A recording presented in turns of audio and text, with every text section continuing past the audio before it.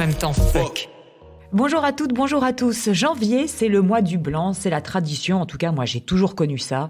Grands magasins, petites boutiques, supermarchés vont nous envahir de couettes, d'oreillers à mémoire de forme, 12 de couettes en lin ou en chanvre, et tout ça au prix du kilo de safran. Histoire de nous engoncer dans nos hivers et nous faire voir la vie en rose. Enfin en blanc. Le mois du blanc comme pour nous refaire une virginité après les agapes, pour faire passer le vin blanc justement. Le blanc couleur virginale, celle qui va nous absoudre de nos péchés de l'année dans la bousculade des bonnes résolutions de début d'année. Bon, en général, ça s'arrête à l'épiphanie où on va se gaver de frangipane avec un coup de chambre parce que ça faisait longtemps quand même, non ? Moi, je suis de celles qui pensent qu'il est toujours l'heure de l'apéro quelque part dans le monde. Soit, je chercherai l'absolution dans le champagne rosé. Et en même temps, fuck. En 1965, je n'étais pas née, je vous rassure, et la sublime Françoise Hardy chantait « Mon ami la rose » pendant 2 minutes 14. Son ovale absolument parfait, ses yeux d'amande fragile, sa bouche picturale font une analogie de la vieillesse avec cette fleur. Françoise Hardy a la beauté des immortels, mais à 21 ans, elle parle de la vieillesse qui l'attend. On est bien peu de choses, et mon ami la rose me l'a dit ce matin. Je pourrais vous vanter de m'avoir entendu chanter, mais je vais m'arrêter là. Mais continuez quand même ce vers qui dit « Tu m'admirais hier, et je serai poussière pour toujours demain. Susurre Françoise, prénom perdu dans l'oubli des yéyés qu'on n'a même pas connus. » Moi, je trouve cette chanson quand même assez grotesque au final et quelque part ridicule et bien trop précoce. Et ce qui me choque aussi le plus dans cette chanson, c'est le côté de cette femme qui se compare à cette rose, mais c'est le côté afféodé de cette rose. Afféodé à son créateur, afféodé à l'homme, à celui qui la possède, et qui finalement revendique sa beauté comme seule possibilité d'existence. En clair, en 2020, on a clairement passé un cap, mais maman, si tu m'écoutes, je trouve quand même que les femmes de votre génération ont été clairement formatées et clairement mises dans des cases, et avec une grande difficulté pour en sortir. Après, bon, je reste complètement émerveillée par la prestation de Françoise Hardy, et j'opte, moi aussi, pour la philosophie du vivre au jour le jour, life is so short, etc. Sauf que moi, écoutez, j'ai réduit à l'expression et en même temps fuck, finalement, chacun son style, chacun son talent. J'ai voulu ce premier mois, d'en même temps fuck, justement rose, et vous le verrez sur le compte Instagram, pour bousculer, pour dire que le rose n'est pas forcément poudré, qu'il n'est pas forcément signe de douceur, mais qu'un index relevé peut aussi être l'emblème d'une démarche pacifique, juste pour dire stop les gars.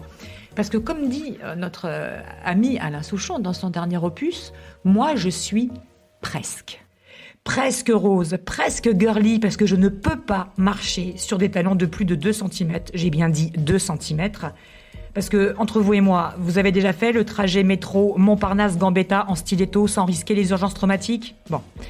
Mais quand même, je porte de la lingerie en dentelle de chez Livy. Presque une femme, car il m'arrive de m'oublier dans mes devoirs de maman. Presque une mère, parce que je rentre bien trop tard du bureau parfois, même souvent.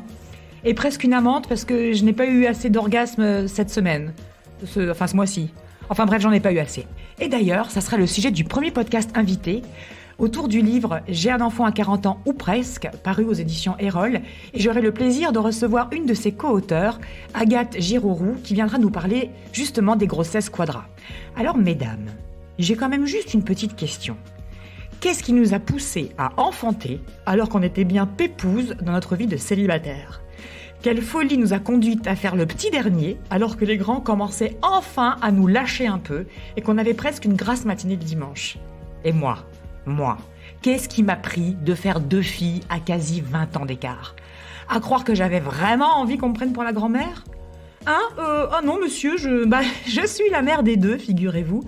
Vous ne voyez donc rien. Donc ok, ce corps que j'ai dû remodeler à force de cabillaud brocoli vapeur pendant des mois. Oui aussi, parce que prendre 25 kilos pendant la grossesse, c'était pas forcément une très bonne idée, Esther.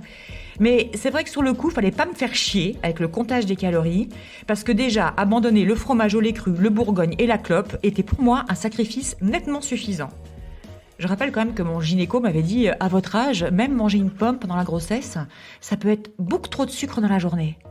fuck. Bref, ce corps, cher monsieur, que j'ai passé des heures à remodeler pendant les interminables sessions d'échauffement de boxe qui m'ont rendu complètement exsangue, à jouer les Véronique et Davina avec des filles à qui ces prénoms ne disaient évidemment rien, et puis les séances de yoga, chien tête baissée, pour tenter en vain de retrouver un courbé fessier calipige, ça ne se voit donc pas ? Ah, je vois le genre, vous êtes un gentleman, et là vous me regardez dans les yeux, ça compte pas. Oui, ce sont bien des petites rides que vous voyez là. Oui, le front, les yeux, la ride du lion, ouais. Alors, c'est sûr que j'en avais beaucoup moins des rides avec 25 kilos de plus. Ridé ou en surpoids, j'ai dû choisir. Vous me conseillez quoi ? Botox ? Acide hyaluronique ? Lifting complet ? Non pas que je sois complètement contre la chirurgie esthétique, notez bien. J'en ai même fait l'expérience, mais bon, on se connaît quand même pas encore assez au bout du 2e épisode pour que je vous confie tous mes secrets. Un petit peu de mystère ? Oui, je sais, j'ai le sens du teasing. Mais bon, je vais quand même pas vous laisser sur votre faim parce qu'en plus, avec ce que ça m'a coûté, j'aurais pu repeindre tout mon salon, tout mon appartement doré à leur fin avec du bisazza et du marbre de haut en bas. Ces abdominoplasties, j'en ai fait 2 parce que ma pauvre Lucette, pour être belle, il faut souffrir. Enfin, quand je dis belle, c'est plutôt lookée, sortie d'Aqua Boulevard avec des tuyaux à peu près partout qui vous sortent du corps et qui vous donnent l'impression d'accoucher une 3e fois quand l'infirmière vous les retire avec la délicatesse d'un viking. Et sinon, on en parle de la cicatrice de la longueur de la muraille de Chine qui vous balafre le corps de droite à gauche et de gauche à droite.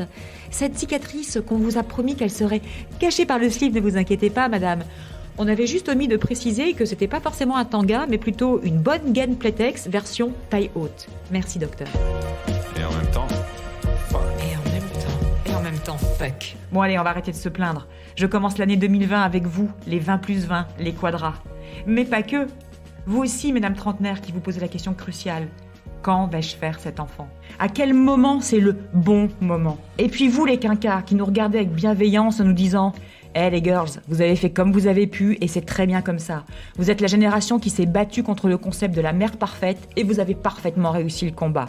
Informez, transmettez à celles qui suivent. » Si je suis féministe mais pas activiste, j'invite aussi les hommes à nous rejoindre pour mieux nous comprendre, mieux gérer nos courbes hormonales, bref, nous aimer. L'année va être belle, puisqu'elle commence avec vous. Un podcast écrit par Esther Pi, assistante de prod Méline Iscache, voix des poulettes, illustration Marie-Félix et musique Ménicans Design.